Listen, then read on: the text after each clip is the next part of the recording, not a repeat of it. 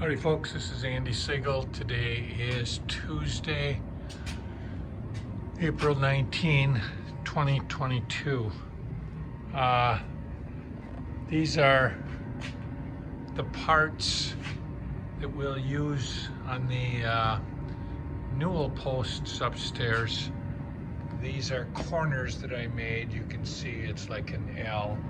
That'll go on each of the corners of the newels. You can see some handrails here, and these were actually from my purchase back in December of 19 when I bought over 100 handrails, varying lengths from 6 to 16 feet for $38. These two boards will go on the top of all of the balusters or spindles. I'll use a screw to screw through them into the baluster itself, and then it will fit in this little slot right here, and that'll lock this in, and then I'll screw it through into the bottom of that.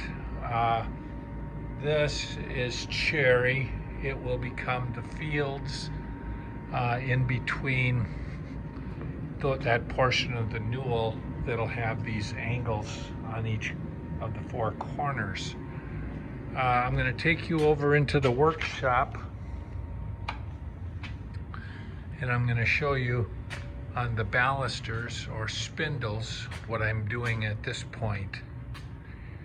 So I had taken some of that hard maple, basically cut off scraps, leftover stuff, not too big or not big enough to do anything with, and I had glued them together and then took it down to the cabinet shop to be sanded. To one side is always 1 3/8, the other side hit and miss. But you can see on this board, here's a board and there's a board, and there's my glue joint. And so I'll determine the height that all of these, I'll call them balusters because that's the proper construction term. I'll determine the height that all of these have to be, and I'll cut them off. But in the meantime, before I get to that point, what I do is, I'll show you here, I've got 4 of them drilled. What I do is I cut one end so that it's flat. Then I determine the center, the exact middle of this board that I have, the 2 boards actually put together, the baluster. And then what I do is, this is my doweling jig that I bought back in like 1979. I have a newer one that I bought because the screw that was in here on this one was made of an aluminum alloy, and it, after 40 years, it broke. And one day I was down here, in the last 2 weeks, and I was thinking, how can I get that old screw out? And Linda had a pliers that she had bought for me for Christmas a year or 2 ago, and I really had not much purpose for it. And as it turns out, it was the perfect tool because it could really grip that broken nut or bolt, whatever it is, and I could then twist it out. Now, I'm going to show you something on this jig. Do you see the little line right there? There's that line, and I used a tool, and I found the exact center of this baluster, and I line up the line on the jig with the line that I made on the spindle. And what I used to determine the line on the spindle is this tool. This tool. And I have it set for a little bit more than 5/8, which will give me the exact center of this. And then with this drill, I put it in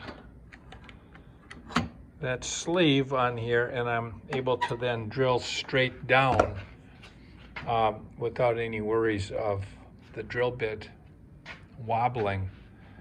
Then I end up with this as my outcome, one of these. Okay, they're varying heights because remember I got to determine what the height of all of my newels are going to be, and I'll cut them. And then I had these were originally 5-inch dowels, and I cut them down to about 2.5 to 2 3/8, and because that's all I need.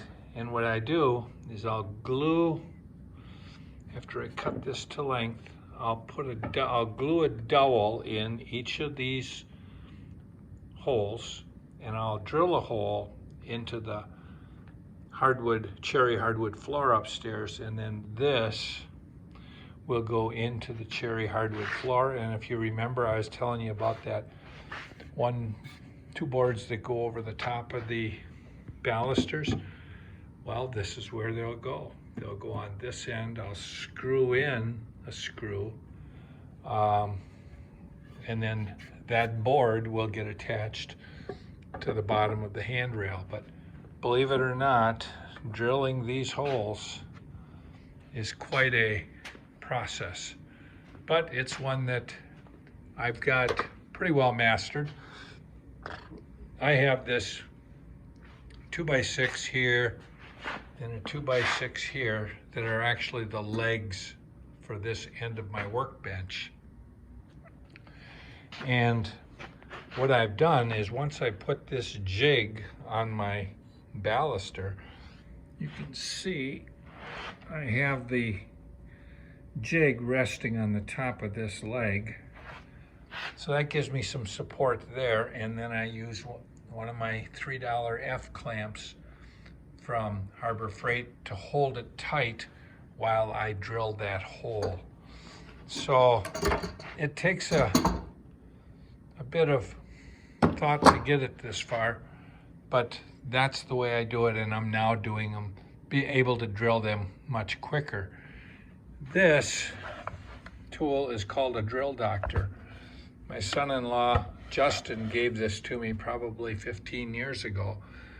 Since then, I've gone to what's called a brad point drill bit. You can see the point right there. And this does not handle brad point or pilot point.